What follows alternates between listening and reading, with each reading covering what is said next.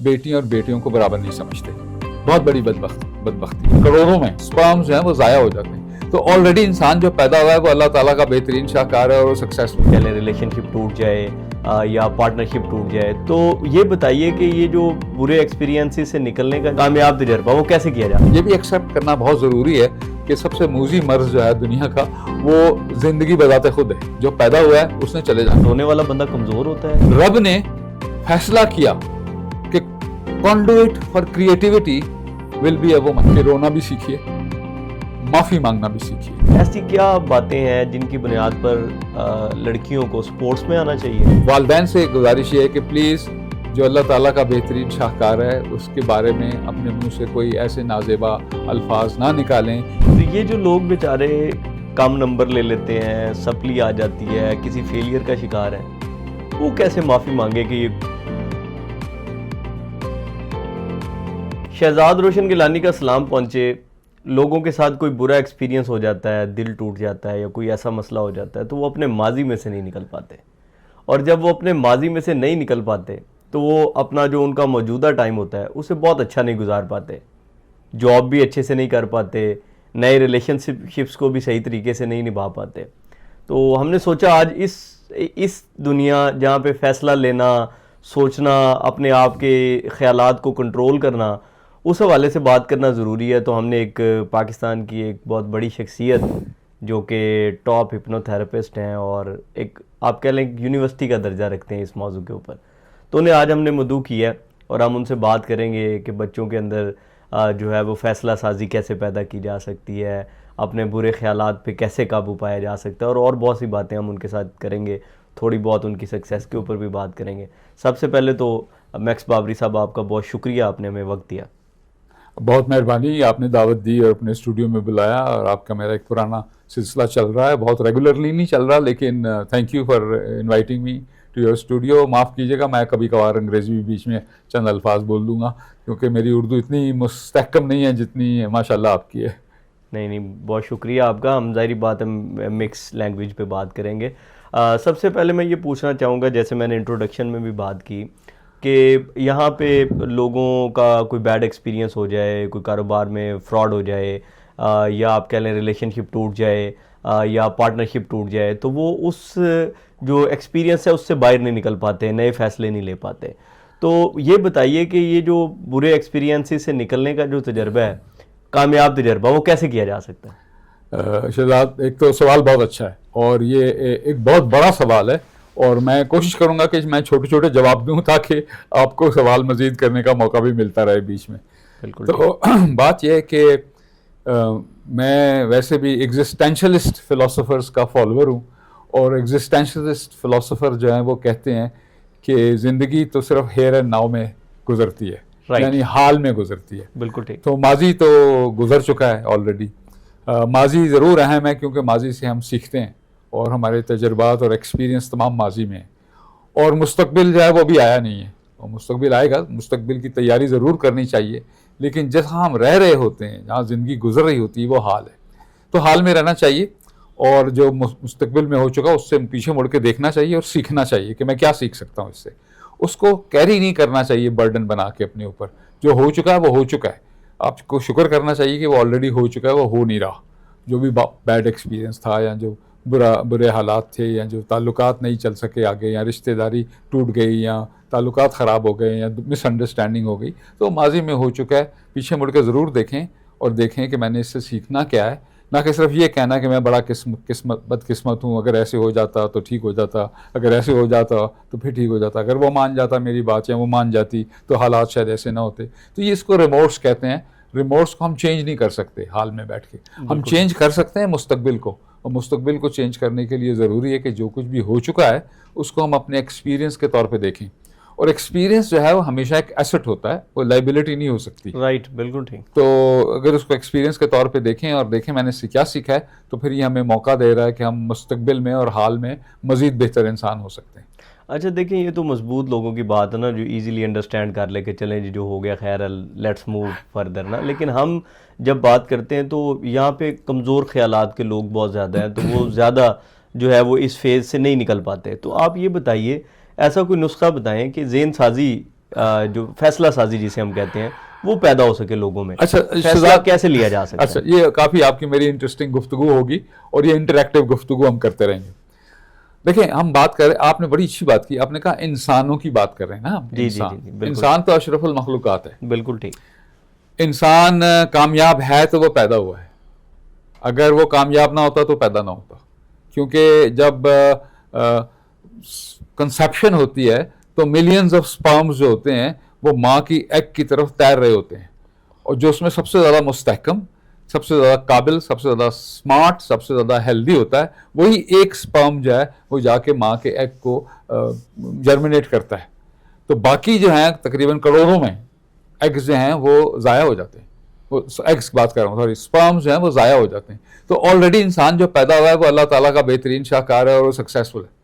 ये और बात है कि वो बाद औक़ात सोचना शुरू कर दे कि मैं अच्छा नहीं हूँ। अच्छा, वो जो है वो सीख गया है, वो उसने सीखा है, वो है नहीं है तो वो कामिल इंसान, वो तो कुदरत का बेहतरीन शाहकार है। और अगर डार्विनियन पॉइंट ऑफ व्यू से भी देखें, यकीनी ज़रूरी नहीं है कि हर शख्स जो है वो जो मैं दीन रखता हूँ वही दीन रखता हो, तो मुख्तलिफ अगर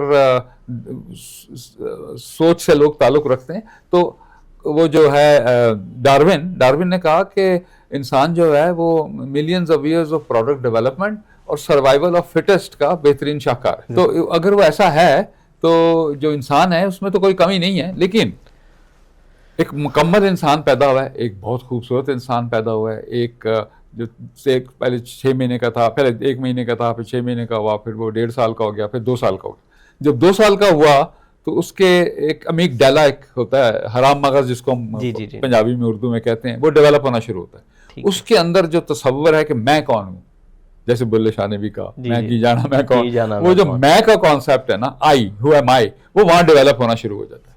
तो अगर उसको डांट पड़ेगी और उसको कहा जाएगा कि तुम कुछ नहीं हो, तो जिस तरह मुझे कहा गया शुरू में कि तुम मुसलमान हो, तो मैं मुसलमान हो गया और अब मैं लड़ने मरने के लिए तैयार हूँ इस अपने दीन की खातिर। कुछ और कहा जाता तो मैं वो हो जाता। तो इसी तरह अगर कहा गया कि तुम अच्छे नहीं हो, तुम निकम्मे हो, तुम पीछे रह जाओगे, तुम मेहनत नहीं करते, तुम लापरवाह हो, तो वो आपके पहले सवाल से ये बात जुड़ रही है बाय द वे। तो वो मैं सोचना शुरू कर दूंगा कि मैं ऐसा हूँ, ठीक है, सोचना शुरू कर दूंगा, हूँ नहीं ऐसा। वैसे ही है कि एक गोल्ड पड़ा हो, पत्थर कहीं गोल्ड का, तो उसको आप कहें कि यार ये तो पेपर वेट है, आपको पता भी नहीं है उसको जंग लग गया हुआ है या वो रंग उसका चेंज हो गया, कहीं ये पेपर वेट है, ये तो पेपर वेट है। असल में तो वो गोल्ड माइन है, राइट। तो अगर गोल्ड आपसे पूछे, आप उससे पूछें यार मैं तुम्हारे लिए क्या कर सकता हूँ, तो है तो सोने का टुकड़ा, वो कहेगा जी मेरी सिल्वर प्लेटिंग करा दें। ठीक है, ठीक। तो बात यह है कि वालिदैन से गुजारिश ये है कि प्लीज़ जो अल्लाह ताला का बेहतरीन शाहकार है उसके बारे में अपने मुंह से कोई ऐसे नाजेबा अल्फाज ना निकालें जिससे उसकी वैल्यू कम हो। असातिज़ा से भी बात कर रहा हूँ। आपकी वैसे ये बात इतनी खूबसूरती से मान ली जाएगी? मान लेनी चाहिए, नहीं मानेंगे तो अपने आप को घटिया समझते रहेंगे ना।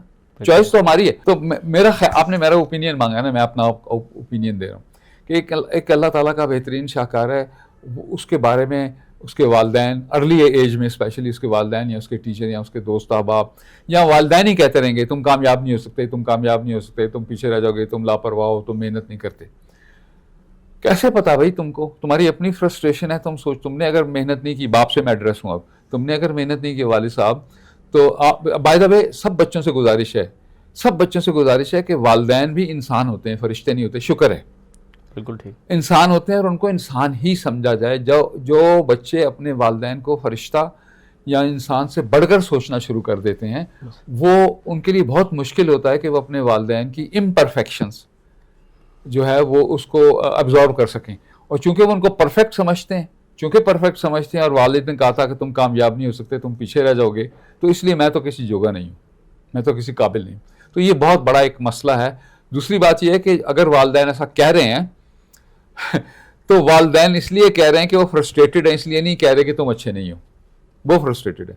अगर वो फ्रस्ट्रेटेड हैं तो उनको हमारी हमायत की और हमारे प्यार की ज़रूरत है, बिल्कुल ठीक है, ना कि हमारे हेटरेट की। और वो फ्रस्ट्रेटेड इसलिए हैं कि उनको लग रहा है कि मेरे पास जो जमा पूंजी है मैं अपने बेटी या बेटे के ऊपर या बच्चों के ऊपर खर्च कर रहा हूँ और मैं चाहता हूँ कि ये पढ़ लिख जाएं, और वो लगता है कि जितना मैं खर्च कर रहा हूँ ये बच्चा उस तरह नहीं पढ़ रहा, बिल्कुल ठीक, तो वो सोचता है कि ये कामयाब नहीं होगा।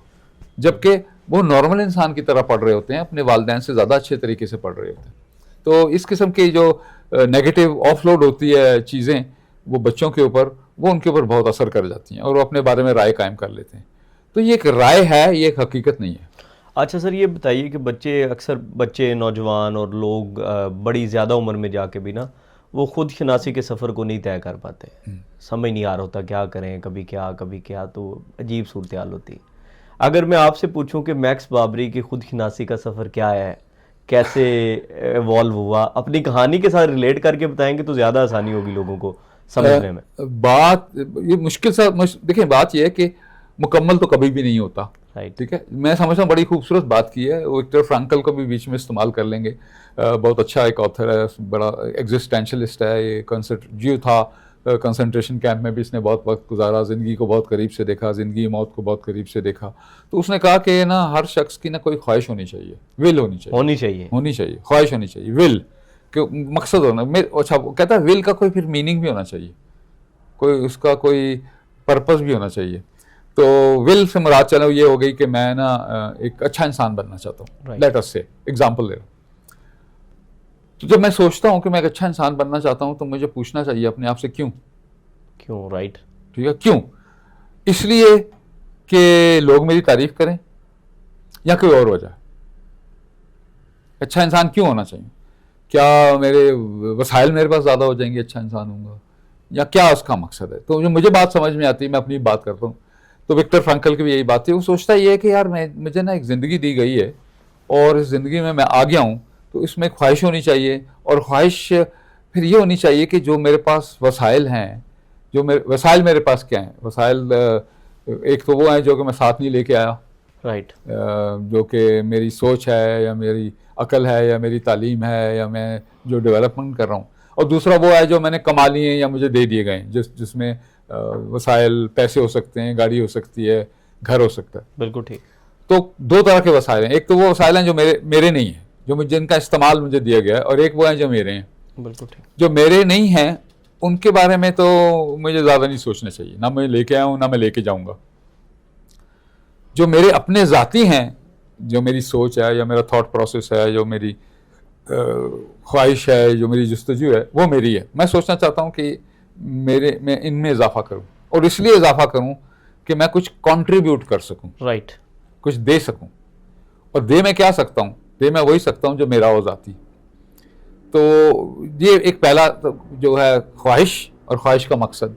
तो उसमें से फिर ज़िंदगी का मकसद निकल आता है कि मेरी ज़िंदगी का क्या मकसद है, और जो ज़िंदगी का मकसद निकलता है तो ज़िंदगी एनरिच्ड हो जाती है, वो भटकती नहीं रहती, वो जो है उसमें नहीं रहती, इस्तराब में नहीं रहती, एंग्जाइटी में नहीं रहती। उसको एक गोल मिल जाता है, उसको पता चल जाता है कि ठीक है मैं पैदा हूँ और मैंने मर जाना है। तो एक वक्त जो है एक इसका पैमाना है, इसके अंदर ही मैं हूँ,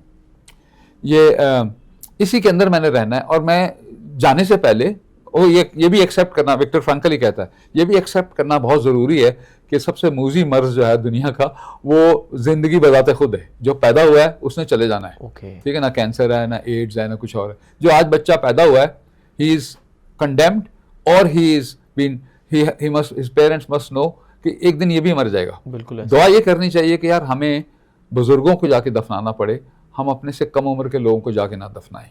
कुदरत का निज़ाम जो है वैसे ही चले। जो कुदरत के निज़ाम में एबरेशन आती है तो वो बहुत ज़्यादा दुख क्रिएट करता है। बिल्कुल। बच्चों बुजुर्गों की मौत वैसे भी बहुत ज़्यादा रंजीदा कर देती है। एक्जैक्टली, कुदरत के निज़ाम के मुताबिक नहीं है ना। तो एनीवेज, तो जो पैदा हुआ उसने मर जाना है। अब ये इस बात का भी एहसास होना चाहिए कि मैं पैदा हुआ हूँ तो मैंने मर जाना है। रोज़ नहीं मरना चाहिए। रोज़ मरने से मुराद ये है कि मैं सोचूं कि मैं मर जाऊंगा तो क्या होगा, ठीक है। अच्छा, ये रोज़ का मरना है, ये रोज़ का मरना है। ओके। रोज़ मैं मर जाऊंगा तो क्या होगा, मैंने पैसे काफ़ी जमा किए हैं, बच्चों की तालीम का हिस्सा है, बेबी के लिए कुछ छोड़ के जा रहा हूँ, ये इबादत मैंने पूरी कर ली है, ये रोज़ का मरना है। रोज़ ज़िंदगी एक गिफ्ट है ना, तो जब गिफ्ट मिल गया तो उसको एंजॉय करें, उसको ऐसे तरीके से गुजारें कि आप मरने के लिए तैयार हों, लेकिन रोज़ मत मरें। एक दिन जब मौत आएगी तो देखी जाएगी, ठीक है। तो रोज़ रोज़ मरने का कोई फ़ायदा नहीं है। वो हमसे सारा टाइम, सारी जुस्तजू, सारी ताकत हमसे छीन लेती है जो कि हम कंट्रीब्यूट करने में खर्च कर सकते हैं, और सेल्फ प्रोजेक्शन में आ जाते हैं, हम अपनी ज़ात के बारे में आ जाते हैं कि मेरा नाम होना चाहिए मेरे मरने के बाद। इंपॉर्टेंट नहीं है। आपका नाम उसी वक्त होगा जो आप करके जा रहे हैं। कोई सदका जारिया करके जा रहे हैं, कोई स्कॉलरशिप लगा के जा रहे हैं, कुछ अच्छी तरह सलूक किया है, वगैरह वगैरह। तो 3 बातें हो गई, विश होनी चाहिए, ख्वाहिश होनी चाहिए, ठीक है, ख्वाहिश का कोई मीनिंग होना चाहिए, मीनिंग का कोई पर्पस होना चाहिए लाइफ में, ठीक और अगर पर्पस है तो आपकी ज़िंदगी जो है ना वो एक पर्पस की जुस्तजू जारी रहनी चाहिए। लेकिन अगर आपको समझ में आ गया कि आज मेरा ये पर्पस है, मुझे ये समझ में आया कि पर्पस ये है ज़िंदगी का, तो उस तरफ चल पड़ें। और मैं समझता हूँ पर्पस जो है, मुझे मेरे रब को कम से कम मुझे लगता है, नखरा मेरा बर्दाश्त कर लें आप भी और आप भी, कि वो ये है कि मैं अगर लोगों के लिए आसानियाँ पैदा कर रहा हूँ, इंसाफ के लिए जस्तजू कर रहा हूँ, और मैं दिलजोई कर रहा हूँ, हौसला अफजाई कर रहा हूँ, आगे बढ़ावा ज़िंदगी को दे रहा हूँ, दुनिया में इंसाफ के लिए काम कर रहा हूँ, दुनिया में वसाइल की तकसीम की मुनसफ़ाना तरीक़ेकार को बढ़ाने के लिए काम कर रहा हूँ, तो मैं समझता हूँ कि मेरी ज़िंदगी के मकसद की तरफ चल रहा हूँ मैं। राइट। और अगर मैं कलेक्ट कर रहा हूँ, कलेक्टर बन गया हूँ कि हरम बड़ा मेरा कितना बड़ा है, शादियाँ मैंने कितनी की हैं, ख़जाना मेरे पास कितना है, गाड़ियाँ मेरे पास कितनी हैं, घर मेरे पास कितने हैं, कितने कमरे हैं, वसाइल मेरे पास कितने हैं, ये इनसिक्योरिटी की अलामत है। बिल्कुल ठीक। और इनसिक्योर हूँ तो फिर मैं गिफ्ट को एंजॉय नहीं कर रहा जो मुझे दिया गया है। तो बेनियाजी भी ज़रूरी है इसमें, कि इंसान जो है वो एक्सेप्ट कर ले लाइफ को कि ये लाइफ है, और शुक्रगुजारी नेचुरली ज़रूरी है। एवरी डे शुक्रगुजार। I am 73 years of age. मैं चूँकि बिलीव करता हूँ जिन बातों के ऊपर, मैं उनका भरपूर तरीके से इजहार करता हूँ। मेरी आवाज़ भी ठीक निकलती है, मेरी चाल चलन भी ठीक है, और गुफ्तगू भी ठीक होती है। तो मुझे लगता है कि मैं अगर कल मेरा आखिरी दिन होगा तो so be it. I still want to live today to the fullest of my potential, जो मैं आज कर सकता हूँ। अच्छा सर, आपने अभी अपनी एज के बारे में बताया, 73 ईयर्स ओल्ड। पाकिस्तान में जो लोग 80 साल से ज़्यादा हैं, उनका वो जो नंबर हमें मिलता है वो कुछ शायद 20,000 to 30,000 लोग हैं पूरे पाकिस्तान में जो इस एज ब्रैकेट में हैं। हमारी जो एवरेज एज है वो बहुत कम हो गई है। तो ये लंबी उम्र का राज क्या है? एक तो लंबी उम्र, अल्लाह आपको और भी कई साल देखना नसीब करे। अब मुझे मालूम नहीं है कि कुदरत के निज़ाम में क्या इसकी वजूहात हैं, क्या सिलसिला है। मेरा ख्याल है कि सबसे पहले तो ये है कि लाइफ, जैसे मैंने पहले गुजारिश की, कि गिफ्ट है, तो गिफ्ट की हिफाजत करनी चाहिए। जो भी गिफ्ट आपकी ज़िंदगी में आए उसकी हिफाजत करनी चाहिए। मिसाल के तौर पे जो लोग शादीशुदा हैं उनको भी गिफ्ट मिले हैं, यानी उनको बेगम मिली है, उनके बच्चे मिले हैं, तो ये गिफ्ट्स ही हैं। और वो और बात है कि हम कंप्लेन करते रहते हैं और हम कहते रहते हैं कि यार मेरी किस्मत अच्छी नहीं थी, तो कुछ और से शादी होनी चाहिए थी, या वगैरह वगैरह। तो वो भी कंप्लेन, अगर मैं उसकी भी बात करूँगा कि क्या ऑप्शन है, लेकिन life is a most important gift. True. And we must look after our body, our mind, our soul, our spirit. जैसे हम स्पिरिचुअल कोशिश करते हैं कि यार अपने बनाने वाले की खुशनुदी हासिल करनी चाहिए, खौफज़दा नहीं होना चाहिए, खुशनुदी हासिल करनी चाहिए। बिल्कुल ठीक। क्योंकि खौफज़दा की बात भी करते हैं, वो भी बात करते हैं। अगर खौफज़दा ही अल्लाह ताला ने, अल्लाह ताला ने मुझे अगर यही कहना था कि मैं तुम्हें सिर्फ हमेशा खौफज़दा रखना चाहता हूँ, तो फिर अल्लाह ताला ये ना फरमाते हैं मुझे कि मकबूल बाबी तुम बिस्मिल्लाह रहमान रहीम पढ़ा करो, जिसका मतलब है कि मैं अनकंडीशनली फॉरगिविंग हूँ और मैं इससे तौबा कर लो तो मैं माफ़ कर दूँगा। तो जो माफ़ी का इतना बड़ा कॉन्सेप्ट जो रब दे रहा है, उसका मकसद ये नहीं था कि तुम खौफज़दा रहो। बिल्कुल ठीक है, उसका जिक्र ज़रूर किया गया कि ऐसे भी हो सकता है, ऐसे भी हो सकता है, लेकिन हर आयात करीमा में इख्तिताम से पहले कहा गया, और रब दिलों के हालात जानने वाला है और गफूर रहीम है। चलें, एनीवेज एज की बात पे आ जाते हैं। तो एज तो ये है कि अपना ख्याल रखना चाहिए, बचना चाहिए ऐसी चीज़ों से जो कि सेहत के लिए नामुनासिब हैं, एक्सरसाइज करनी चाहिए, ज़हनी सेहत का ख्याल रखना चाहिए, कोई पढ़ाई लिखाई करनी चाहिए, किताबें पढ़नी चाहिए, कुछ जहन सोचना भी चाहिए, जहन को वसअत देनी चाहिए, कुछ अपनी बॉडी को एंगेज रखना चाहिए। लेकिन सबसे ज़्यादा इम्पॉर्टेंट ये है कि आप 3 ऑप्शन है ना लाइफ में। जैसे मैंने आपसे पहले गुजारिश की कि बी है, बी से मुराद है बर्थ और डी से मुराद है डेथ। ठीक है। तो जिस दिन पैदा हुआ बंदा तय हो गया, उसने मर तो जाना ही है। उसके दरमियान एक टाइम लाइन है, 20 साल हो सकती है, 50 साल हो सकती है। इनमें आई के 73 हो चुकी है। जब भी बुलावा आएगा अल्हम्दुलिल्लाह तैयार है, लेकिन रोज़ रोज़ मरने का फ़ायदा नहीं। इसके दरमियान ना एक ऊपर ए लिखा हुआ है, ट्रायंगल है ये, ऊपर वाला जो कोना है उसके ऊपर, उस त्रिकोण में ऊपर वाले उस पर लिखा हुआ है ए से मुराद है एटीट्यूड, राइट। बी से मुराद है बर्थ, डी से मुराद है डेथ। दरमियान में सी बच गया जो नहीं है। सी जो है उसके 3 मकसद हैं। एक सी का मकसद है कंप्लेन, एक सी का मकसद है कंपल्शंस, एक सी का मतलब है चॉइसेस। राइट। 3 चीजें हैं ये। अब क्या जिंदगी जो मैं वो कंप्लेन करके गुजार रहा हूँ, ठीक है। या मैं मजबूरियां पूरी करके गुजार रहा हूँ, हर चीज़ को मैंने मजबूरी बनाया हुआ है, या मैं मिसाल के तौर पे मैं रिश्वत दे रहा हूँ और मुझसे कोई कहता है यार तो ये तो कोई ऐसा काम कर रहे हो जो कि अच्छा नहीं है, तो आप मैं कहता हूँ, मैं ही कहता हूँ, आपको बात नहीं करता मैं कहता हूँ कि यार हम पाकिस्तान में रहते हैं, तो वो जो मीटर काटने आया था, वो अगर मीटर काट जाता तो बच्चा बीमार है मेरा, उसको मशीनों की ज़रूरत है, मशीनों के ऊपर पल रहा है, तो मैं रिश्वत ना देता तो मेरा बच्चा जो है वो उसको कुछ गड़बड़ हो जाती, तो इसलिए मैंने मजबूरी दे दी। तो हर चीज़ हमने मजबूरी बना ली। राइट। एक बंदा कहीं ब्रेक कर लेता है, इस मजबूरी को हला ठीक हो जाएंगे। ठीक है, तो मैं अपनी बहन के घर ले जाता हूँ बच्चे को, उसके घर बिजली आती रहती है, या कुछ और कर लेता हूँ, लेकिन मैं चाहता हूँ कि मेरे ही टर्म्स एंड कंडीशन पे मसले हल सेटल हो जाए। तो मैं बहाना, मैंने कहा यार 500 रुपये दिए ना उसको, कोई बात नहीं, 5 दिन वो बिजली नहीं काटेगा, बट मैंने कर लिया, मजबूरी कर ली। तो जो चॉइसेस एक्सरसाइज करता है उसको मेरा ख्याल है लॉन्जिविटी मिल जाती है, यानी उसकी ज़िंदगी दराज हो जाती है, मेरा ख्याल है। और फिर ये भी है, एक में नोशन है मेरा नखरा बर्दाश्त कीजिएगा, नोशन ये है कि अगर हम जो कर रहे हैं वो कुदरत के निज़ाम के साथ इन हारमनी है, ठीक है, तो कुदरत के निज़ाम को मेरी ज़रूरत है फिर, और अगर कुदरत के निज़ाम को मेरी ज़रूरत है तो कुदरत मुझसे काम लेती रहेगी, और काम लेने के लिए ज़रूरी है कि मेरी उम्र भी दराज करती रहे।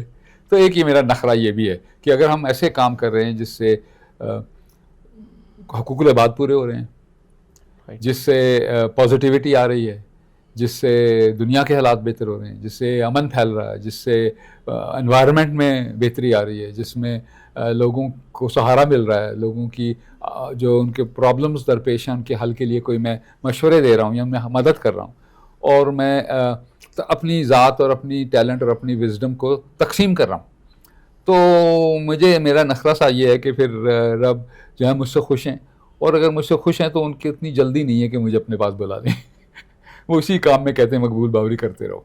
मैं तो बहुत सारे इसके एस्पेक्ट्स हैं, और एक ये भी मेरा अपना पॉइंट ऑफ व्यू है। मैं आपको काफ़ी देर से जानता हूँ, आप मुझे अंदाज़ा है कि ग्रैटिट्यूड वाले इंसान है। ग्रैटिट्यूड वाले इंसान के लिए तो छोटे छोटे मोमेंट्स भी बड़े मोमेंट होते हैं, और वो जीता है।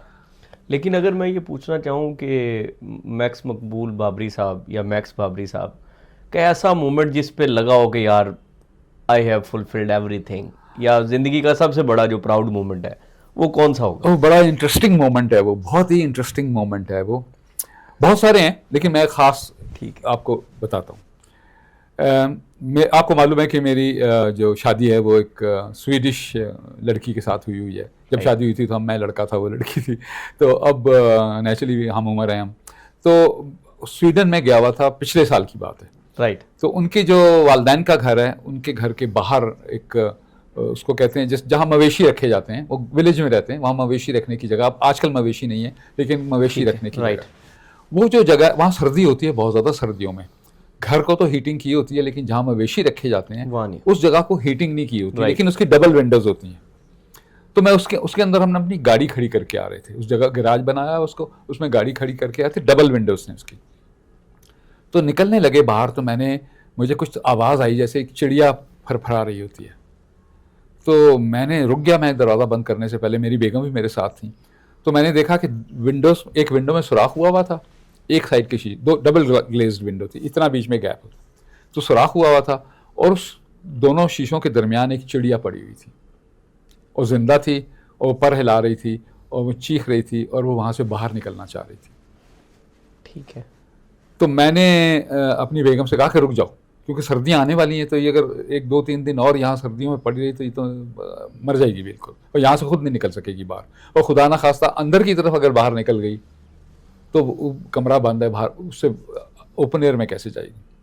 तो मैंने वो शीशा तोड़ के उसको हाथ में पकड़ के ओपन एयर में ला के, बेगम ने मेरी तस्वीर खींची उस परिंदे के साथ, और उसको मैंने यूँ हाथ करके हाथ खोला तो वो उड़ गई।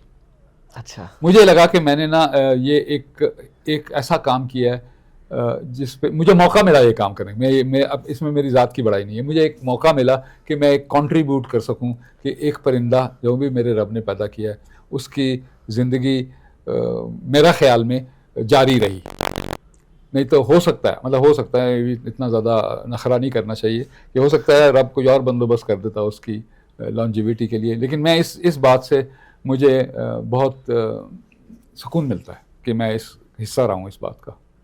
नहीं, ये बड़ी आप कह लें कि हौसला अफजा आपकी मोटिवेशन है कि ज़िंदगी में जिस इंसान ने प्रोफेशनली बहुत ग्रो किया हो, तरक्की हासिल की हो, कामयाबी हासिल की हो, इज़्ज़त हासिल की हो, उसके नज़दीक सबसे बड़ी कामयाबी जो है वो एक परिंदे की जान है।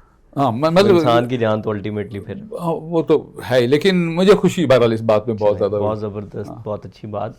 अच्छा सर, ये बताइएगा कि हमारे यहाँ सबऑर्डिनेट्स को ट्रीट करने का एक कुलिया है, यहाँ पे हर बंदा बॉस है, ठीक है, और हर बंदा मुकम्मल है, ऐसी फीलिंग्स हमें बहुत ज़्यादा आती हैं। और वालिदैन भी एक सर्टन प्रोग्रामिंग के तहत बच्चों को ट्रीट कर रहे होते हैं, अपनी मर्ज़ी के सब्जेक्ट सिखा रहे होते हैं, अपनी मर्ज़ी की फील्ड्स में डाल रहे होते हैं। तो इस मौजू के ऊपर ज़रूर रोशनी डालें कि क्या बेहतर तरीकाकार क्या हो सकता है एक्चुअली इस हवाले से कि ये कंप्लेनिंग सूरत हाल निकल जाए और ये जो एज डिफरेंस है या एज गैप हम जिसे कहते हैं या जनरेशन गैप कहते हैं, उसको कहीं बेहतर तरीके से आप कह लें कि उसका रिजल्ट बेहतर आ सके। एक तो ये ना, इसमें एक लैंग्वेज के बहुत, मैं आपको मालूम है मैं हिप्नोथेरेपिस्ट हूँ, जी जी, तो हिप्नोथेरेपी के हवाले से ना रोशन, लैंग्वेज बहुत इंपॉर्टेंट है कि हम अपने आप से क्या कह रहे हैं और हम दूसरे को क्या कह रहे हैं। बिल्कुल क्योंकि जो दुरुस्त। अपने आप से कह रहे होते हैं उससे हमारी सोच बनती है। तो जो अल्फाज हमने मातहत या सबऑर्डिनेट का जो वर्ड है वो बहुत जहरीला वर्ड है ठीक बजाते है, खुद। बिल्कुल ठीक। ठीक है, तो एक तो यह है कि कोई भी मातहत नहीं है, मेरी टीम का मेंबर हो सकता है, राइट, मुझे एक टीम की जिम्मेदारी मुझे दी गई है, जूनियर कह लें, चलें सब टीम मेंबर कह लें, team member is the most team perfect member कह लें, मेरी वर्ड। टीम का हिस्सा है, राइट, उसके बगैर मेरा गुजारा नहीं है। मेरी कामयाबी में सबसे ज़्यादा जो कंट्रीब्यूट कर रहे हैं वो मेरे टीम मेंबर हैं। बिल्कुल ठीक। तो एक तो ये अपने आप को कहना है ना, उसको तो कहना इम्पोर्टेंट इतना ज़्यादा नहीं है, क्योंकि अगर आपने मातहत समझ लिया तो फिर तो आपने सोचा कि मैं हुक्मरान हूँ और ये जो है ये रियाया है।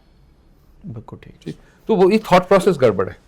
इसी तरह वालदैन जो हैं, वालिद साहब जो हैं, वो उनके साथ या उनकी मालदा के साथ जो दादा ने किया, यानी अगर मैं अपने वालिद की बात कर रहा हूँ तो मेरी माँ के साथ या मेरे वालिद की माँ के साथ जो मेरे दादा ने किया और अपने बच्चों के साथ जो किया, मेरे वालिद ने भी वही सीखा। ठीक है, ठीक है, और फिर वो जब मेरी वालदा आई तो चले मेरे वालिद अपने दादा से ज़्यादा पढ़े लिखे थे, तो उन्होंने थोड़ा सा जिद्दत पैदा कर ली अपने रवैये में, लेकिन करना उन्होंने वही है जो उन्होंने सीखा कि मेरे बाप ने सही किया। ठीक है। और वो अगर लेट्स से कि वो अगर एक्स लेवल पे पहुंच गए। अच्छा सर, आप अपनी मतलब स्टोरीज में से, आप क्योंकि लोगों से मिलते हैं, वाकयात हैं, तो अगर कोई स्टोरी के साथ इसे कनेक्ट करेंगे तो लोगों को समझने के लिए आसानी हो अच्छा, ऐसा है कि मेरे वालिद साहब जो है ना, वो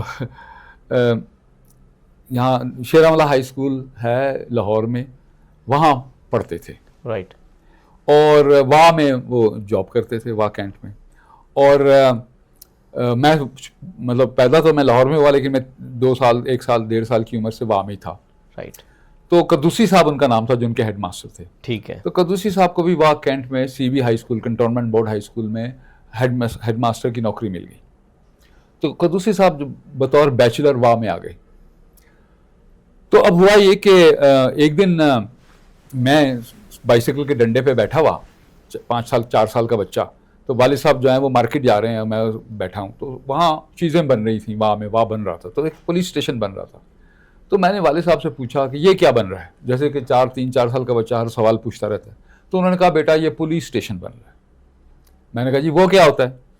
उन्होंने कहा वो जो बच्चे झूठ बोलते हैं, जो लोग झूठ बोलते हैं या किसी को तंग करते हैं, वो पुलिस वाले फिर उसको थाने ले आते हैं, पुलिस स्टेशन में ले आते हैं और यहाँ उनको मुर्गा बनाते हैं और उनके कान खींचते हैं। अच्छा, हमने बड़ी ठंडी आ भरी और परेशान हुए, हम के ऐसे भी लोग होते हैं। बहरहाल ख़त्म हो गई बात। उसके 2-4 दिन के बाद वालिद साहब ने कहा कि वो मेरी वालदा को कि कद्दूसी साहब को आज हमने रात को खाने पे बुलाया हुआ है, मेरे हेड मास्टर होते थे, तो खाना वाना अच्छा बता दीजिएगा और मेज़ से सफाई कर लीजिएगा और मेज़ पोश अच्छे बिछा दीजिएगा। तो मकबूल बाबरी से भी मैंने इनको मिलवाना है। और मैं वही, मेरी उम्र 5 साल के करीब होगी। तो कद्दूसी साहब आ गए, खाना वाना खाया, वालिद साहब का नमक खाया उन्होंने, और वहाँ बैठे हुए थे, चाय पी रहे थे, तो मुझे भी अंदर बुलवा लिया गया। और कद्दूसी साहब से उन्होंने कहा कि मेरा बेटा है मकबूल बाबरी, ये भी दूसरी क्लास में पढ़ता है, तो मेरी ख्वाहिश होगी कि आप इसके कान खींचें, ठीक है। अब मेरी एसोसिएशन कंप्लीटली डिफरेंट थी कान खींचने से। और कद्दूसी साहब ने चूंकि नमक खाया हुआ था वालिद का, उनके लिए भी कंप्लीटली ना करना बड़ा मुश्किल था, वो बहुत समझदार आदमी थे। और कद्दूसी साहब ने यूं करके सर पे हाथ फेरा और कानों को भी हाथ लगा दिया यूं करके, लेकिन ऐसे खींचे नहीं। तो वालिद साहब ने इंसिस्ट किया कि नहीं कान खींचे। तो उन्होंने दोबारा हाथ लगाया यूं करके, कहा मेरे वालिद साहब का नाम सईद था, तो उन्होंने कहा नहीं सईद बेटा इतना काफ़ी है, सही है, आपका बच्चा बहुत अच्छा वगैरह वगैरह, समझदार आदमी थे। अच्छा। बात ख़त्म हो गई। ठीक है। मैंने बाद में जब मैं थोड़ा सा बड़ा हुआ तो मैंने वालिद साहब से पूछा कि आपने मेरे कान क्यों खिंचवाए कद्दूसी साहब से? ना मैंने चोरी की है, ना मैंने झूठ बोला है, ना मैंने कुछ और किया है। मुझे ये भी डर था कि आप कहेंगे साबुन से धो भी मुँह अपना इसके बाद, ठीक है, जो कहानी उन्होंने सुनाई हुई थी, झूठ बोलने वाले के साथ ये होता है। तो वो हंस पड़े आगे से और वो कहने लगे कि यार सही है बेटा, शायद मुझे नहीं करना चाहिए था, लेकिन बात ये है कि मुझे ये यकीन है कि जिस शख्स के भी कद्दूसी साहब ने कान खींचे हो ना, वो बंदा ज़िंदगी में कामयाब हो जाता है। अब ज़िंदगी में कामयाब होना उनके लिए बहुत ज़्यादा ज़रूरी हो गया, बजाय इस बात के कि जो कर रहे हैं वो सही है कि गलत है। तो बाज़ औक़ात मसलहतें जो हैं वो बहुत ज़्यादा इंपॉर्टेंट हो जाती हैं, और इसलिए पेरेंट्स को अंडरस्टैंड करना बहुत ज़रूरी होता है कि उनको अंडरस्टैंड करके फॉरगिव कर दे। फॉरगिव, उसकी तरफ मैं आना चाह रहा था अपनी सारी गुफ्तगू में, कि जो पहले हमने बात शुरू की थी कि एक और भी सिगरेट के हवाले से भी बात करते हैं इसमें।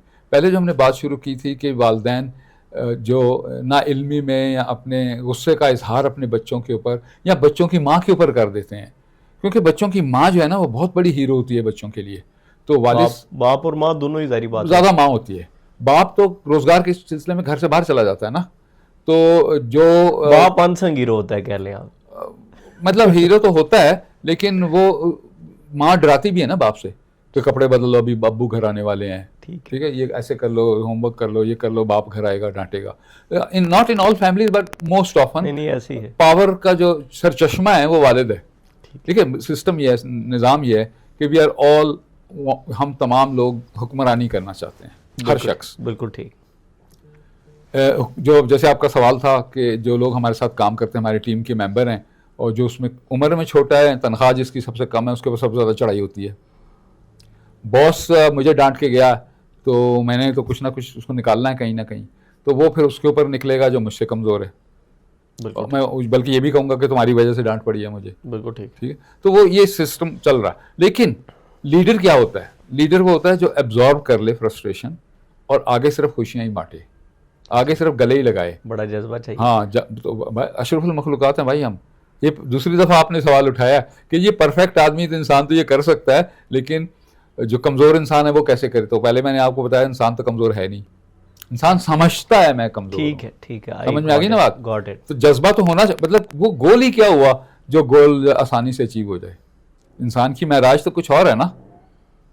अशरफुल मखलूकात अगर अपने आप को हम कहलवाते हैं तो फिर हमारी तो महराज कुछ और है।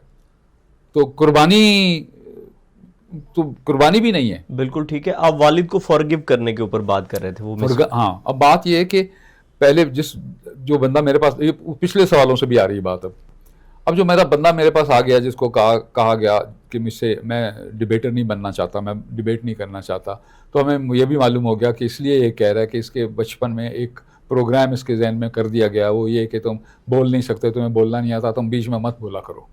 ठीक है, ये जुमला है। हाँ, ये जुमला था ना, ठीक है, सुना हुआ है ना हम सब लोगों ने। बिल्कुल, ये तो बड़ा कॉमन जुमला है। कुछ लोगों ने अपना लिया शिद्दत से, अगर वो शिद्दत में था तो अपना लिया, ठीक है, वो भी मैं आपको बताता हूँ कैसे होता है। तो अगर अपना लिया, तो अगर आज वालिद उनके जिंदा हो तो उनसे वाकई पूछा जाए कि ये ऐसे क्यों था, तो वो कहता है यार बिल्कुल मेरा बेटा तो बहुत अच्छा बोलता है, सब कुछ सारा अच्छा करता है, लेकिन मैं फ्रस्ट्रेटेड था, मैं गुफ्तगू कर रहा था, मैं अपने ख्याल से भटकना नहीं चाहता था, ये बीच में मुझे लुकमा डाल रहा था बीच में। ठीक है, तो मैंने, मेरी वालिद होते तो शायद वो कह रहे थे लुच मार रहा था। हाँ, लुच मार रहा था, ठीक है। तो मैंने उसको थोड़ा सा सख्ती से कह दिया, लेकिन मेरी तो जान जिगर है, मेरा तो उसके बगैर गुजारा नहीं है, सी। तो लेकिन वो है नहीं अब, तो ये नहीं कह सकते। तो वो थेरेपिस्ट फिर कहता है, ठीक है, थेरेपिस्ट ये कहता है कि तुम्हारा क्या ख्याल है, उन्होंने क्यों कहा? Was he mad? पहले तो उसको ये कहा ना, शुक्र है तुम अपने बाप के भाई नहीं हो। फिर ये कहा कि जो अल्फाज उन्होंने इस्तेमाल किए नामुनासिब थे। लेकिन जिसको प्यार करना ही नहीं आता, जिसने सीखा ही नहीं है, वो कैसे एक्सप्रेस करे? जिसने सिर्फ यही सुना है, हो सकता है कि उन आपके वालिद साहब को दादा से माँ बहन की गाली भी पड़ी हो, कम से कम आपका बाप इतना समझदार हो गया था कि वो माँ बाप की गाली आपको नहीं दी। बिल्कुल ठीक। ठीक है, तो so come to a point where you forgive your father. अच्छा, फॉरगिव का भी मसला है इसमें। अब ये थेरेपी हो रही है रोशन। फॉरगिव का मसला ये है कि हम खुदा हैं, हम कौन होते हैं फॉरगिव करने वाले? बिल्कुल ठीक। ठीक है, मैं कौन होता हूँ फॉरगिव करने वाला? सही। तो शुरू हम इस बात, क्योंकि कॉन्सेप्ट आसानी से समझ आता है, तो शुरू हम इस बात से करते हैं कि फॉरगिव कर दो। लेकिन एसेंस उसकी ये होती है कि अंडरस्टैंड करो कि जिस बाप को ये पता नहीं है कि उसने प्यार कैसे करना है, वो कैसे तुम्हें कहे कि तुमसे ज़्यादा मेरे लिए अजीज़ कोई नहीं है।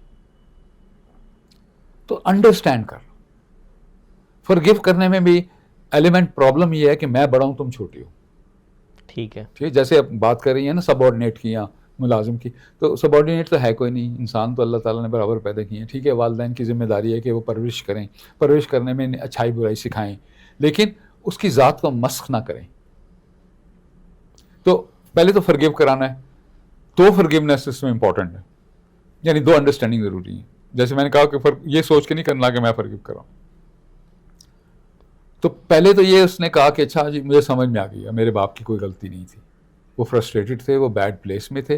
अच्छा, ये रोशन आपकी तमाम ऑडियंस से और आपसे भी मैं गुजारिश करना चाह रहा हूँ कि कोई भी आपके साथ बदसलूकी कर रहा है या कोई ऐसी बात कर रहा है जिससे आपको दुख पहुंच रहा है, तो प्लीज़ ये समझ जाइएगा कि आप बुरे नहीं हैं। वो शख्स जो ये कर रहा है वो एक ऐसी जगह पे है जहाँ पे वो खुश नहीं है। राइट। या वो पेन में है, या इस्तराब में है, या एक किसी हवाले से इन बैड प्लेस है, या कोई उसको तकलीफ़ है, इसलिए दरगुजर कर दें, बल्कि कोशिश करें कि उसकी हमायत या उसकी सपोर्ट कैसे किया जा सकता है। Will come back to this. So forgiveness कर दी। दूसरी फॉरगिवनेस भी इंपॉर्टेंट है। दूसरी फॉरगिवनेस ये है कि मकबूल बाबरी ने भी, अगर मकबूल बाबरी ये वो शख्स है जिसने सोच लिया कि मैं बोल नहीं सकता, तो मकबूल बाबरी ने भी अपने आप को फॉरगिव किया। करना ज़रूरी है कि यार मैं तो अल्लाह ताला का बेहतरीन शाहकार हूँ, जो एक बंदा ऐसी अच्छी जगह पे नहीं था, उसके अल्फाज को मैंने इतनी अहमियत क्यों दे दी कि मैंने पिछले 40 साल से यही सोचता रहा कि मैं डिबेट नहीं कर सकता। कर सकता हूँ। बिल्कुल ठीक। तो दो फॉरगिवनेस ज़रूरी हैं। एक उसकी फॉरगिवनेस ज़रूरी है, उसकी जब फॉरगिवनेस की तो एंगर ख़त्म हो गया। एंगर ख़त्म हो गया तो गिल्ट भी ख़त्म करना है। अच्छा, अब ये भी है कि मैंने ये भी सोचा हो कि यार ये कैसा बाप था, तो ऐसी बकबक कर गया, तो उसका भी गिल्ट है कि मैं अपने वालिद के बारे में कैसी राय रखी है। तो फॉरगिवनेस दोनों तरफ ज़रूरी है, और इसीलिए मैं जिक्र करता हूँ कि मेरा रब मुझसे कहता है कि मैं रहमान और रहीम हूँ, कि मैं अनकंडीशनली फॉरगिविंग हूँ, और अगर तुम्हें नहीं भी मेरी बात की समझ में आती तो मुझसे माफ़ी मांग लो, मैं माफ़ कर दूँगा। बिल्कुल ऐसे ही है। और जगह जगह पे अल्लाह ने, जहाँ पे कहीं कुरान पाक में इंसानों के वाले से कहीं सख्ती मिलती है, तो साथ ही तौबा, माफ़ी, जी बिल्कुल, और रहमानियत का जो अल्लाह के तमाम इसमें ग्रामी, मतलब ये थोड़ी सी इस पे बहस की गुंजाइश है कि कुछ लोग समझते हैं कि अल जब्बार का मतलब जबर से है, शायद ऐसा नहीं है। अल जब्बार का मतलब है कि जो ताकत रखता हो कि वो अपने टूटी हुई चीज़ों को जोड़ सके। ओके। ठीक है। और अल कहार का मतलब ये है कि कहर नाजिल करना नहीं, वो पर्शियन थॉट प्रोसेस। कहार का मतलब ये है कि जिसके आर्ग्यूमेंट इतना स्ट्रॉन्ग है कि वो हर एक को कायल कर सके। तो अल्लाह ताला के तमाम इसमें ग्रामी जो है वो पॉजिटिव हैं, लेकिन हम इसका प्रचार नहीं कर रहे इतना ज़्यादा। अच्छा, ये बताइएगा कि आप वुमेन क्रिकेट टीम के भी कोच रहे ना, तो आपने बहुत क्लोजली काम किया फीमेल्स के साथ, और वो बच्चियाँ या वो लड़कियाँ जो खेल रही हैं यहाँ पे, तो आप अगर ये देखें कि अगर कोई लड़की स्कूटी चला रही है, तो जहाँ एक उसे अप्रिशिएट करेगा, दो उसे डिस्करेज भी करेंगे। और फिर उसमें स्पोर्ट्स में जो लड़कियाँ खेल रही हैं उनको घर से भी बहुत रेजिस्टेंस का सामना होता है जी। तो ऐसी क्या बातें हैं जिनकी बुनियाद पर लड़कियों को स्पोर्ट्स में आना चाहिए और वालिदैन को भी उन्हें इनकरेज करना चाहिए? अच्छा, इसमें रोशन सबसे इंटरेस्टिंग बात ये है, सबसे इंटरेस्टिंग ये, मैंने ना उस वक्त क्रिकेट टीम के साथ काम किया जब सना मीर जो थी कैप्टन थी। जी जी। Sana Mir is a remarkable human being. मैं मतलब ये ऑनलाइन बात जिक्र करना चाहता हूँ कि एक बहुत अच्छी लीडर, बहुत अच्छी इंसान, बहुत सहारा देने वाली लड़की, और बहुत इंटेलिजेंट और ब्राइट और केपेबल ह्यूमन बीइंग है। I am very proud of her. अब उसकी टीम के अंदर जो ज़्यादातर लड़कियां थीं वो नॉर्दर्न एरिया से और उन फैमिली से थीं और उन इलाकों से थीं जो बहुत कंजर्वेटिव हैं। राइट। ठीक है, हुंजा से, गिलगित से, नॉर्दर्न एरिया से, रूरल एरिया से, मुल्तान से भी लड़कियां थी। लेकिन और सबसे ज़्यादा इंटरेस्टिंग बात यह है कि वो सोसाइटीज़, वो कम्युनिटीज़ जिनको हम कंजर्वेटिव समझते हैं, उनका सबसे ज़्यादा कंट्रीब्यूशन उस ज़माने में कम अज़ कम था। मेरा ख्याल अब भी ऐसे ही है। बिल्कुल ठीक है, राइट। तो इसलिए ये हमारी ऑब्जर्वेशन हो सकती है, जी कैन बी रॉन्ग। जी जी बिल्कुल, मेरा ख्याल ये है। तो बात यह है कि एक तो ये बदबख्ती है मर्दों की और पाकिस्तानियों की कि हम बेटियों और बेटियों को बराबर नहीं समझते। बहुत बड़ी बदबख्ती है। हालांकि रब ने फैसला किया कि conduit for creativity will be a woman. बिल्कुल ठीक। ठीक है, आदमी की जो वो है सिलसिला, जो कंट्रीब्यूशन है, वो उसके स्पर्म डोनर के अलावा और कोई नहीं है इस सारी क्रिएटिविटी के सिलसिले में। ठीक है, सॉरी हार्श वर्ड, बट अपने भाइयों से और अपने मर्द दोस्तों से और अहबाब से और बच्चों से माजरत के साथ ये गुजारिश कर रहा हूँ कि प्लीज़ अपनी अहमियत को इससे ज़्यादा करें, सोसाइटी को, कम्युनिटी को सपोर्ट करें, और सिर्फ अपनी सेक्सुअलिटी पे फिक्सेटेड ना रहें, अपनी क्रिएटिविटी को भी देखें। और आप देखें कि आप किस तरह दूसरे लोगों को सहारा दे सकते हैं, इनकरेज कर सकते हैं। और वो जो बेतहाशा टैलेंट हमारी बच्चियों के अंदर, हमारी बेटियों के अंदर, हमारी बहनों के अंदर, हमारी बुज़ुर्गों के अंदर मौजूद है, जो कि फ़ीमेल हैं, उनको कैसे हम सपोर्ट कर सकते हैं कि वो और ज़्यादा सोसाइटी में कंट्रीब्यूट कर सकें। तो ये बहुत अहम क्वेश्चन है कि हमारी सोसाइटी इस मामले में बहुत पीछे रह गई, इसलिए कि मर्द ताकत रखना चाहता है लड़की औरत के ऊपर। ठीक है। और ये और खौफजदा है, क्योंकि औरत बहुत पावरफुल है। जो पेन 8-9 मर्द को अगर अल्लाह ताला एक साल के लिए कहें कि चलो रोल रिवर्स कर लेते हैं कि औरत जो है वो स्पर्म डोनर हो जाए और मर्द जो है वो बच्चा कैरी करे, तो मर्द तो रिजाइन कर देगा इस जॉब से। वाकई? हाँ, जितनी पेन है, जितना सब्र है, जितनी इमोशनल स्ट्रेंथ है, जो कुछ भी है। देखिए, मैं आपको इंटरेस्टिंग बात बताता हूँ कि जब बच्ची समझ लें, मेरी बेटी समझ लें, मेरी बेटी जब प्रेग्नेंट होती है तो उसका माँ बाप भी, उसका सास ससुर भी, उसका हस्बैंड भी और सारी फैमिली जो है वो उसकी सेवा में लग जाती है। सही। इसलिए नहीं कि वो बच्ची जो है वो बहुत ज़बरदस्त है, इसलिए कि वो हमारा बच्चा पैदा कर रहा है। सही, बिल्कुल सही। और जिस दिन हॉस्पिटल में उसका बच्चा पैदा होता है, वो सारे के सारे लोग बच्चा उठाते हैं और उसको अकेला छोड़ जाते हैं।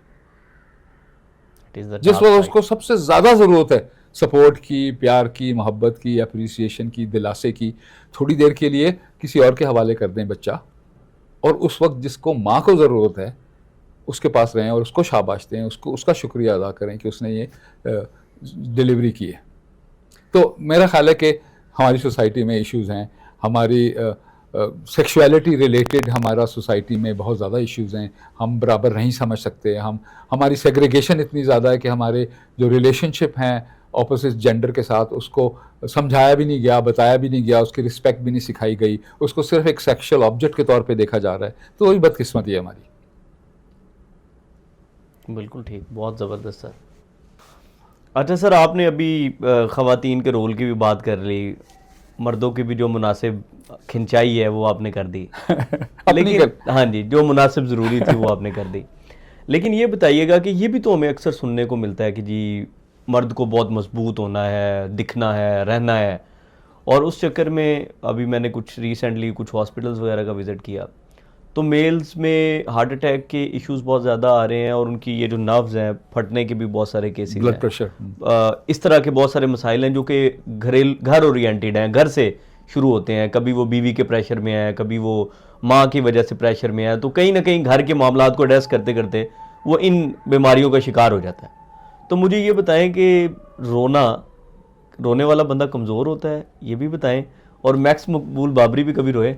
बहुत रोए, मकबूल बाबरी बहुत रोता है, और हर जिससे बात करता है वो रोता है। कल मैं किसी से बात कर रहा था, डर है मुझे दोबारा ना रोना आ जाए बेशक, किसी से मैं बात कर रहा था तो वो उनकी ना पहला बच्चा जो था उसकी मिसकैरेज हो गई थी। ओके।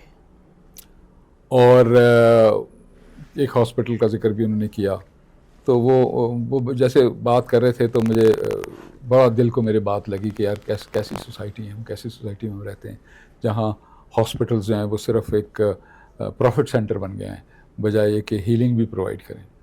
जो कैलकुलेट करते हैं कमरा कितनी देर बुक रहा, और वेंटिलेटर पे कोई कितने घंटे रहा, और ऑक्सीजन कितनी दी गई, और उसका बिल कितना बनेगा। बिल्कुल। दूसरा जो बच्चा पैदा हो गया, वो कुछ घंटे रहने के बाद नर्सरी में उसका इंतकाल हो गया। ठीक। और उनका ख्याल है कि पॉसिबिलिटी ये हो सकती है कि उस नर्सरी में जो जिम्मेदार लोग थे वो शायद सो रहे थे रात को। ओके। तो naturally I mean to think to lose a child is a huge thing, specially if you had a miscarriage. तो मैं उनके साथ बैठे बैठे रोना शुरू कर दिया। तो मुझे तो रोना जो है ना बड़ी अच्छी बात है। रोने का मतलब ये है कि आपको अपने जज्बात के साथ कांटेक्ट है, अपनी फीलिंग्स के साथ आपका राब्ता है। अच्छा, ये और भी गुजारिश मैं आपसे करता चलूँ। मैं मतलब मेरी ऑक्यूपेशनल हैज़र्ड है कि मैं लगता है कि कुछ अगर जुमले ऐसे इस्तेमाल हो रहे हैं जो कि थोड़ा सा जिसमें हेल्दी ना हो तो मैं उसका जिक्र कर दूँ।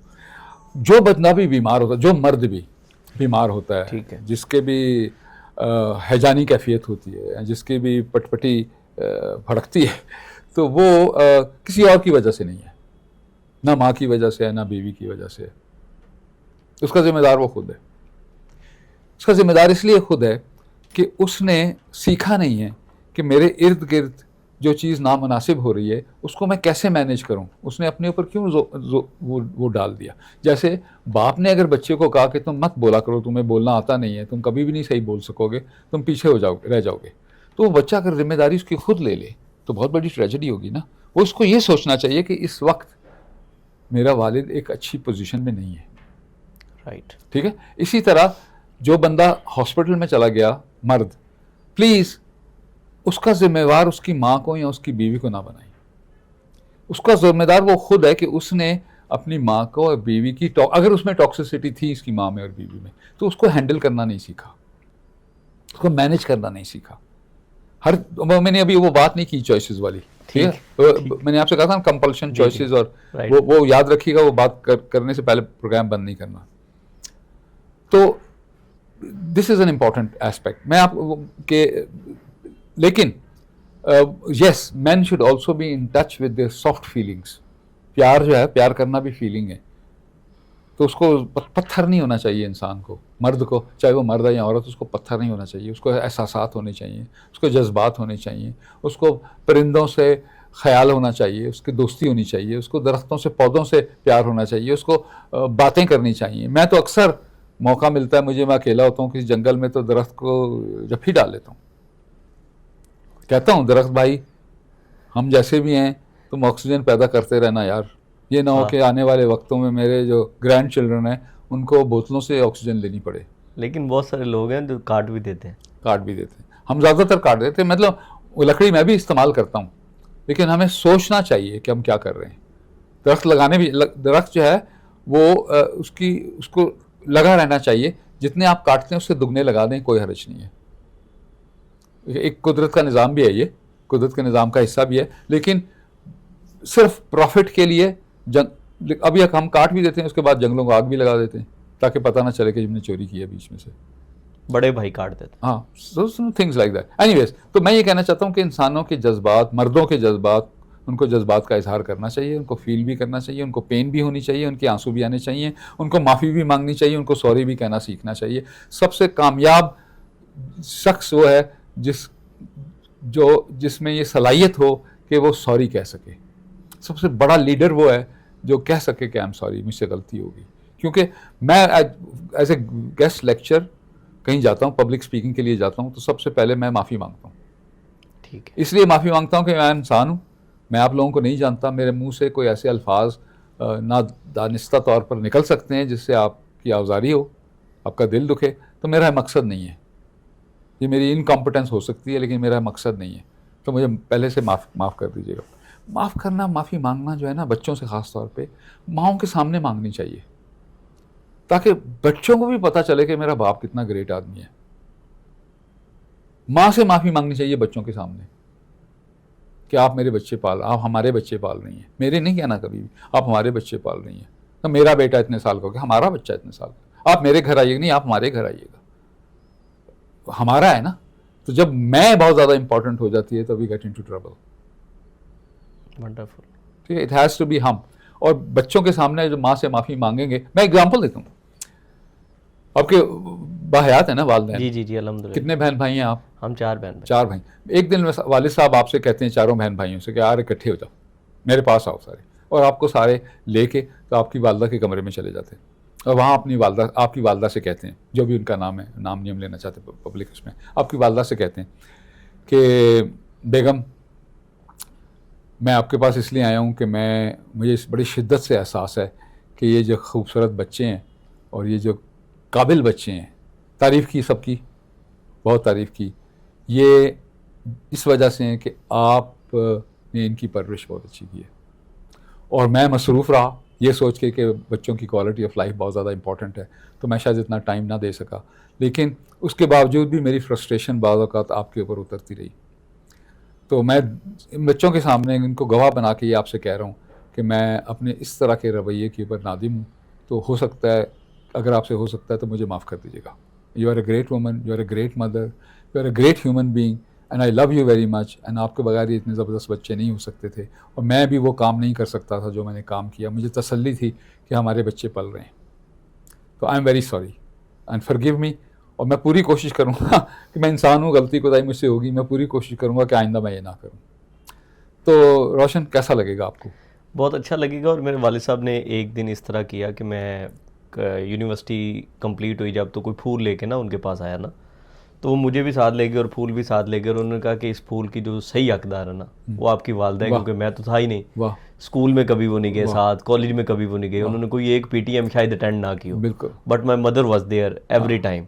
हालांकि वो पढ़ी लिखी नहीं थी, हाँ, उस तरह से वो चीज़ों को नहीं शायद कर पाती, लेकिन वो फिर भी इंग्लिश मीडियम स्कूल में जाके हमारे हाल अहवाल पूछ रही होती। तो यकीनी तौर पे ये मोमेंट खातून के लिए, बीवी के लिए बहुत इंपॉर्टेंट है। और मैं आई कैन फील दैट कि जब मेरी वालदा को मैंने वो फूल उन्होंने दिए जी तो बड़ा इंपॉर्टेंट था। जी। अब आपको अच्छा लगा ना बहुत? बिल्कुल। देखिए, इसलिए आप ये दोहरा रहे हैं कि आपको बहुत अच्छा लगा, तो इसलिए मैं आपकी ऑडियंस से और अपनी ऑडियंस से भी इस वक्त ये कहना चाहता हूँ उन तमाम मर्द हजरात से कि रोना भी सीखिए, माफ़ी मांगना भी सीखिए, और माफ़ी मांगना ख़ास तौर पर उस शख्स से सीखिए जिसके ऊपर आपका सबसे ज़्यादा फ्रस्ट्रेशन ऑफलोड हुई। वो आमूमन वो आपकी बेगम होगी, और उनके अपने बच्चों के सामने कीजिए ताकि आपके बच्चे भी आपकी इज़्ज़त कर सकें और आपकी रिस्पेक्ट कर सकें, और ये जानें कि हाँ, हमारा वालिद भी बहुत ग्रेट आदमी है।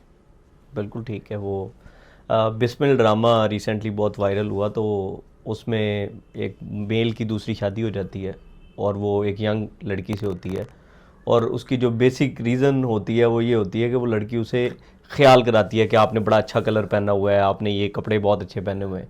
तो जब बीवी से पूछता है कि मैं कैसा लग रहा हूँ, तो वो बताती नहीं कभी, वो कहती ठीक है, बस लग रहे हैं तो लग रहे हैं, शादी को काफ़ी टाइम हो गया।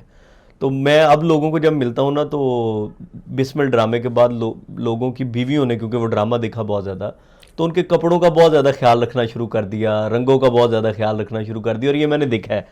तो मुझे लगता है कि आपकी इस बात से शायद कुछ मेल सीखें और जाके सॉरी कर लें, और उनके घर में यकीनी तौर पे इस सॉरी के बाद बहुत बेहतर माहौल हो जाएगा। ठीक, लेकिन इसमें ना बिस्मिल ड्रामे के हवाले से बात मैंने देखा नहीं है, लेकिन मैं चाहता हूँ कि जो हमारी और आपकी ऑडियंस है वो अपनी गलतियाँ कोताहियों के लिए किसी और को ब्लेम ना करें। ठीक है। और अगर आपने दूसरी शादी की है और इसलिए की है कि आपको एप्रिसिएशन आपकी बीवी से नहीं मिल रही थी, और आपको तो आपके लिए आपकी एप्रिसिएशन ज़रूरी थी, आपकी बीवी और आपके बच्चे ज़रूरी नहीं थे। ठीक है, बड़ी इगोइस्टिक थिंकिंग है। बिल्कुल ठीक है। तो मैं इस तरह के शख्स को हीरो नहीं बनाना नहीं, मैं उसको हीरो नहीं कह रहा। मैं सिर्फ ये कह रहा हूँ कि बीवियों ने भी थोड़ी तवज्जो, खसूसी तवज्जो देनी शुरू कर दी। मैं उसको हीरो अच्छी बात है, फेलियर कंसीडर नहीं कर रहा। हाँ, अच्छी बात है, लेकिन इसको एक ड्रामे की तरह देखें। लेकिन हो सकता है कि जो वो खातून थी, जो उनकी पहली बीवी थी, उन्होंने उनको कहीं अप्रिसिएशन कभी मिली ना हो सकता है कि अगर हस्बैंड उनको अप्रिशिएट करते तो वो भी अप्रिशिएट करना सीख जाती। बिल्कुल ठीक है। अच्छा, आपने सेशन से पहले खुद भी माफ़ी मांग ली। हाँ, ठीक है। मर्द जो अपने आप को बड़ा जो है वो कवि और बड़ा मजबूत समझता है, उससे माफ़ी मांगने का प्रोसेस भी करा लिया है। हाँ जी।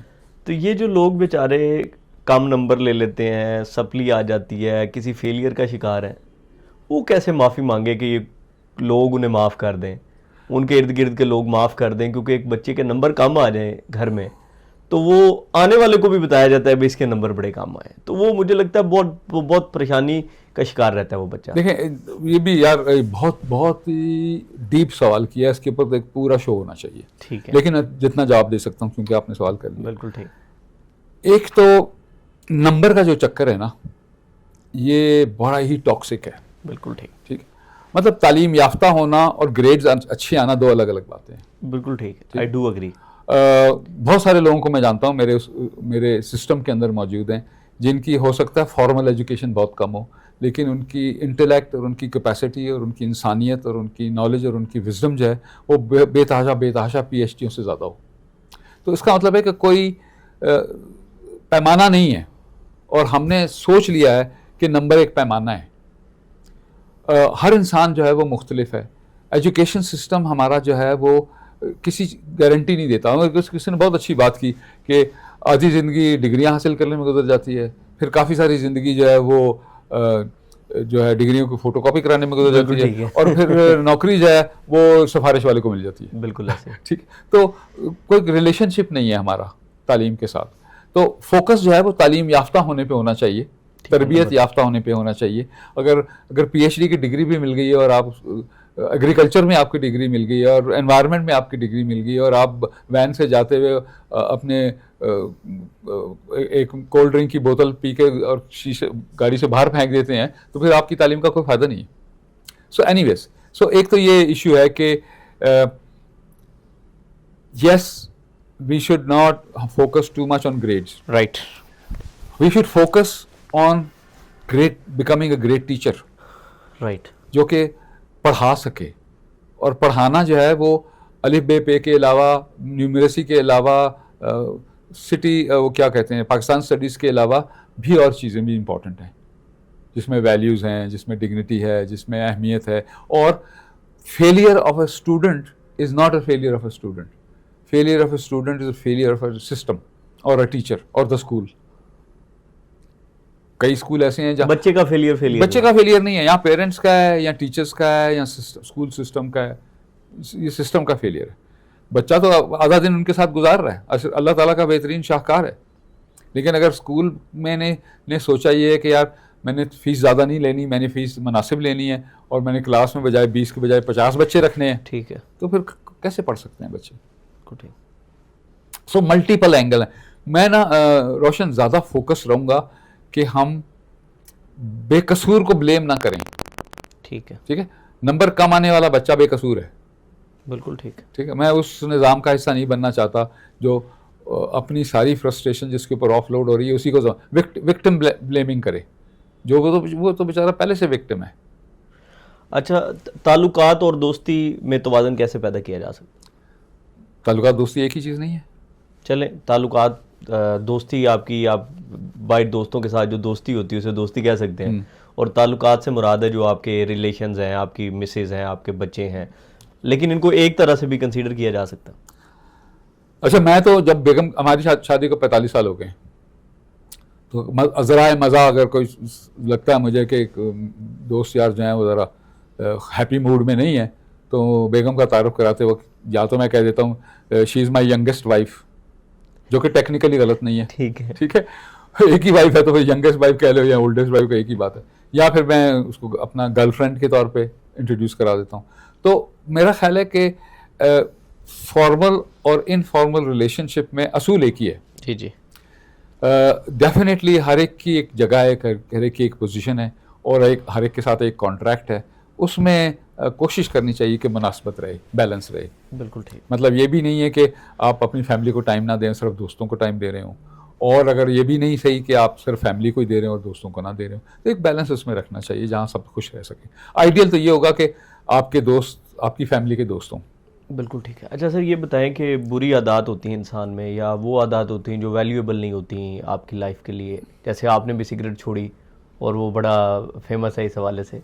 सिगरेट भी बहुत से लोग छोड़ना चाहते हैं, बुरी आदत भी छोड़ना चाहते हैं, छोड़ नहीं पाते, तो क्या करें? अगर मुझे एहसास हो गया, कुछ चीज़ें एहसास दिला देती हैं, कई दफ़ा खुद हो जाता है। Hypnotherapy is a very good methodology for giving up smoking. Hypnotherapy is also a great modality for weight management. मैं आपके इस पे कह देता हूँ लेकिन ये मुकम्मल बात नहीं होगी, इनकम्प्लीट होगी, कि जो लोग भी ये कहते हैं कि मैं वेट लूज़ करना चाहता हूँ, उनके लिए बैड न्यूज़ ये है कि जब तक वो ये कहते रहेंगे कि मैं वेट लूज़ करना चाहता हूँ, वो वेट लूज़ नहीं कर सकेंगे। अच्छा, ठीक है, ये मैं मतलब कह देता हूँ। अब इसकी जो इसका जो तफसील है कि क्या अल्टरनेट क्या होना चाहिए, वो मेरा नंबर लगा दीजिएगा। ठीक है, ठीक है, मेरा नंबर, टेलीफोन नंबर लगा दीजिएगा और रिक्वेस्ट के साथ कि जी मुझे मैसेज कीजिएगा, प्लीज़ कॉल ना करें, क्योंकि मैं आमतौर पे इंटरव्यूज में होता हूँ या नहीं, कोई छोटा सा उसका कोई छोटा सा हिसाब बता सकते हैं? बात ये है कि माइंड जो है ना, जी जी, माइंड एक्सेप्ट नहीं करता कि हम कोई चीज़ लूज करें। हमें बचपन से सिखाया गया not to lose anything, earliest childhood से। जैसे हमने बात की ना कि बच्चों का तुम बोल नहीं सकते, तुम कामयाब नहीं होगे, उसको ये भी कहा गया डोंट लूज एनीथिंग। ठीक है, और बच्चे ने जिद की, 6ठी 7वीं क्लास में था, उसका क्लास फेलो जो है ना वो बहुत महंगा पेन क्लास में लेके आ गया, उसने शो मारी, सारे टीचर्स ने, सारे बच्चों ने आके उसका कहा अपना पेन दिखाओ, लिख के देखा, चेक किया, वो जो मकबूल बाबरी था उसको बड़ा एहसास कमतरी होगी। वो भी अपने वालिद के पास गया और उसने कहा, स्टोरी है प्लीज, स्टोरी है सब लोगों के लिए, वो भी वालिद के पास गया और उसने कहा कि जी मुझे ये इस तरह का पेन ले लें, इससे भी ज़्यादा महंगा वाला पेन ले लें। वालिद साहब की तनख्वाह कम थी, पेन काफ़ी महंगा था, बहरहाल वो नहीं लेके दे रहे थे। फिर फाइनली जिद किया, बेटा था तो ले दिया उन्होंने पेन। तो फिर उन्होंने कहा देखो टेस्ट करो, ये इसको यहाँ पड़ा हुआ है, मेरी पेन मेरे कोट की जेब में है, तुमने जब इस्तेमाल करना होगा तो कोट की जेब से निकाल लेना। 2-4 दिन मैंने बर्दाश्त किया, फिर मैंने कहा कि मैंने भी क्लास में स्कूल लेके जाना है। अब वालिद साहब ने क्या कहा, वालिद साहब ने कहा यार स्कूल मत लेके जाना बेटा, बहुत महंगा पेन है, बड़ी मुश्किल से हमने तुम्हें लेके दिया है, ये गुम हो जाएगा, कोई उठा लेगा वगैरह वगैरह। ठीक है, और अगर मुझे नहीं मिल रहा तो फिर उन्होंने पूछा कि पेन कहाँ है। तो अगर मैंने कहा वो आई थिंक गुम हो गया या कहीं रह गया, तो जाओ तलाश करो। तो इसी तरह हमारे माइंड, सबकॉन्शियस माइंड जो है, सबकॉन्शियस माइंड ड्राइव करता है हिप्नोसिस को। सबकॉन्शियस माइंड ने फैसला कर लिया कि I am not going to lose anything. ठीक है, so when we say I am going to lose weight, so language का सिंटेक्स गलत है। ठीक है, क्या कह सकते हैं? क्या ये सकते हैं I want to go to my ideal body weight. Okay, ठीक है, पॉजिटिव वर्ड्स है ना, सबकॉन्शियस माइंड अंडरस्टैंड। मतलब ये जितने भी लोग देख रहे हैं जो अपने एड्स चलाते हैं कि वेट लॉस करें, वो सारे अपने क्लिनिक में ना आप ये चेंज करें। ठीक है, लेकिन इसको कॉन्सेप्चुअली समझने की भी जरूरत है। So I want, please don't write I want to lose weight, मुश्किल रहेगी। आप अगर अपने क्लिनिक्स में जो कुछ भी आप करना चाह रहे हैं, हेल्प करना चाह रहे हैं लोगों को, ऑलवेज से I want to go towards my ideal body weight. उसका एक पूरा सिंटेक्स है। ठीक है, वो सिंटेक्स जो है वो फिर मैं फिलहाल नहीं बता रहा हूँ। बिल्कुल ठीक है, उसके लिए हम आपका यकीनी तौर पर रब्ता करें, फिर हम बताएंगे। ठीक है जी, आप मकबूल बाबरी साहब से रब्ता करें, आपको गाइड करेंगे और इंशाल्लाह गाइड कर देंगे।